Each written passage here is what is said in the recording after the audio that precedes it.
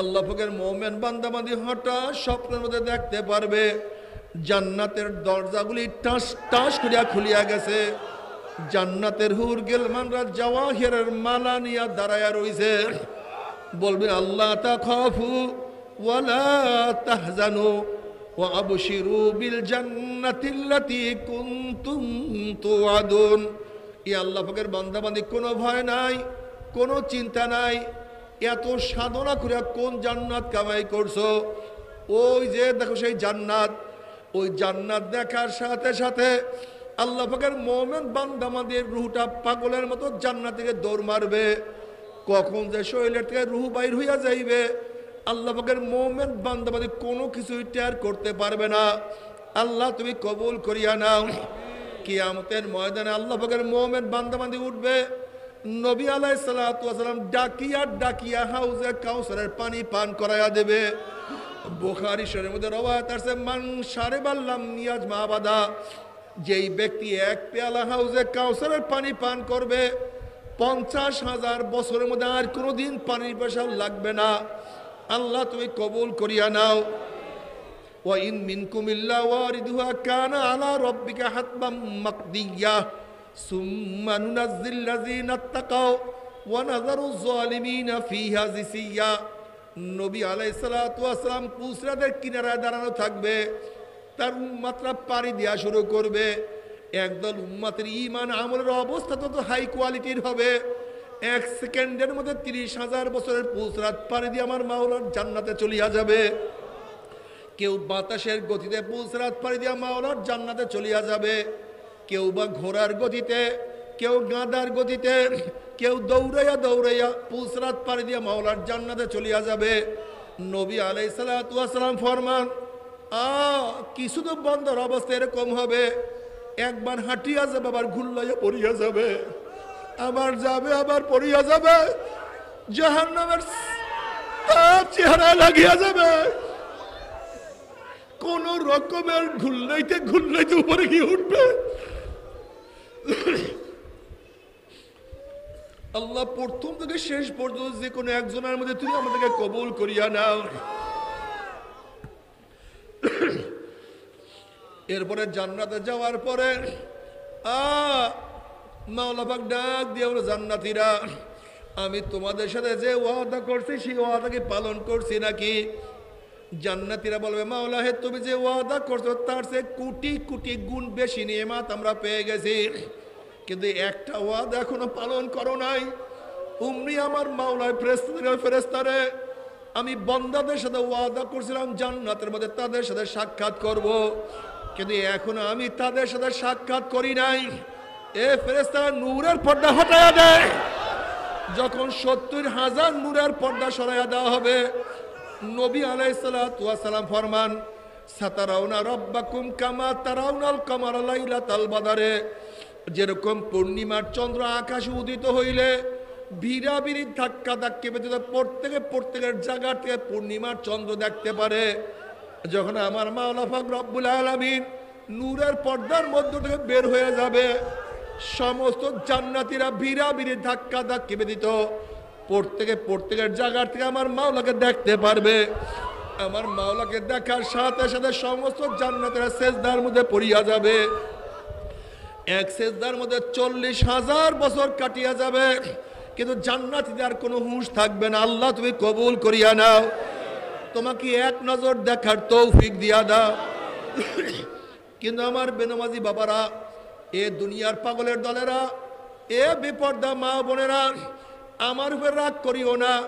তোমার সাথে আমার কোনো শত্রুতা নাই, তোমার সাথে আমার কোনো ঝগড়া নাই। তুমি তোমার কবরে রওনা করছো, আমি আমার কবরে রওনা করছি। তুমি তোমার প্রশ্নের জবাব দিবা, আমি আমার প্রশ্নের জবাব দেব।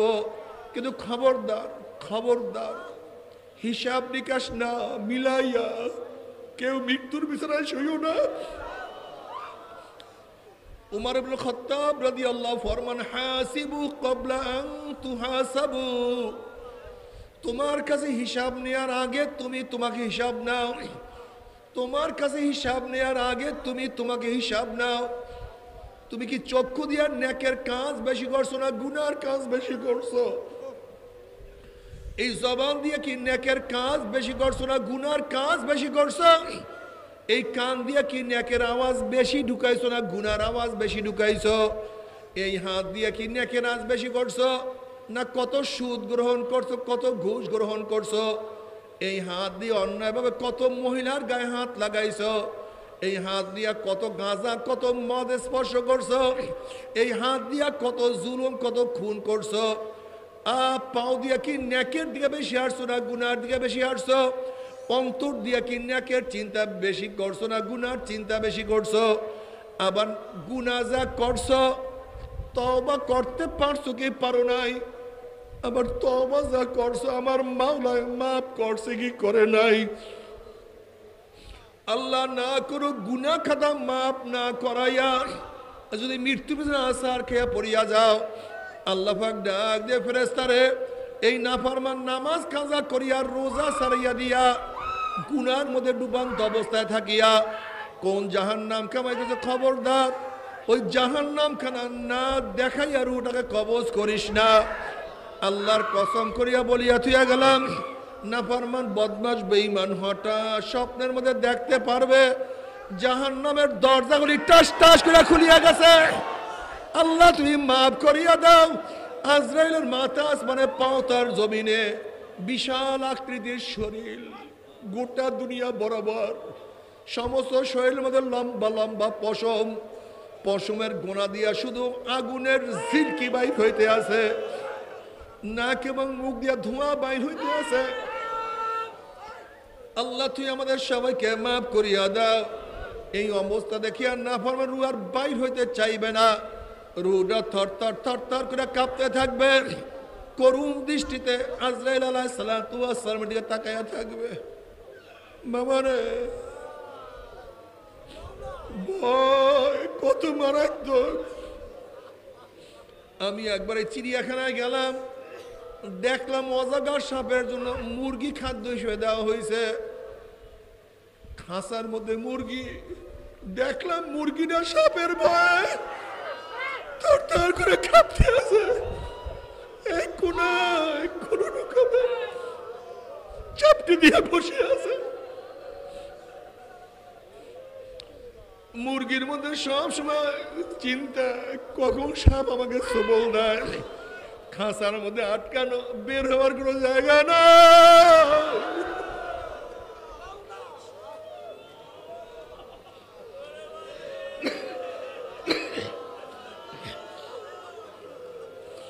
আমার মাওলার ডাক, আইনাল মাফার, আইনাল মাফার, কোথায় ভাগবি, কোথায় যাবি? আলা কুনতুম ফি বুরুজিম মুশাইয়াদা,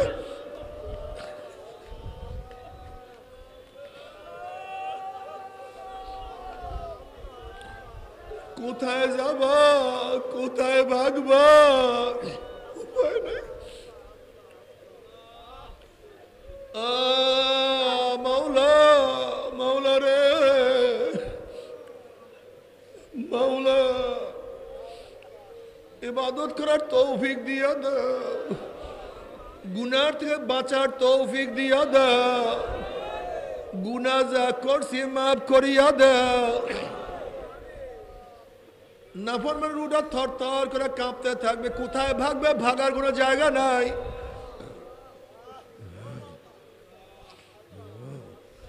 360টা মোকামে রুহটা দৌড়াদৌড়ি করতে থাকবে, রুহ বাইর হইতে চাইবে না। আজরাইল আলাইহিস সালাতু ওয়াস সালাম গোসলের খবিজ, আমার মাওলার হুকুম নামাজ পড়ো নাই, মাওলার হুকুম রোজা রাখো নাই, মাওলার হুকুম পর্দা তোর কাছে ভালো লাগে নাই, মাওলার হুকুম হালাল হারাম তমিজ করিয়া খাইতে পছন্দ করো নাই। আজকে মাওলার হুকুমে তোকে অ্যারেস্ট করার জন্য, ধরিয়া নেওয়ার জন্য। কোথায় ভাগবি? আইনাল মাফার, না ভাগার কোনো জায়গা নাই।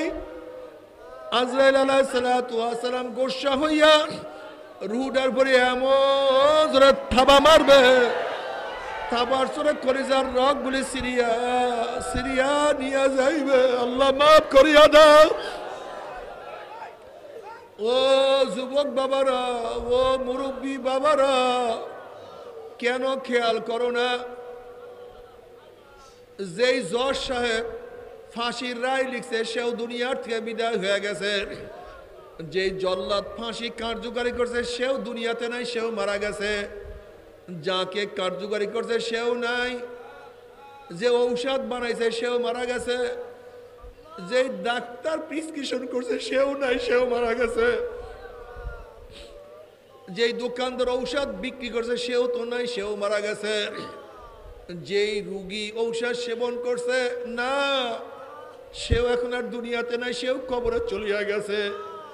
নবী মুসাও নাই, ফেরাউনও নাই, না নবী ইব্রাহিম আছে, না নমরুদ আছে, না আমার নবী আছে, না আবু জাহেল আছে, না ধনী আছে, না গরিব আছে, আমার বাবাও নাই, আমার দাদাও বিদায় হয়ে গেছে, ছোট ভাই দুনিয়াতে বিদায় হয়ে গেছে।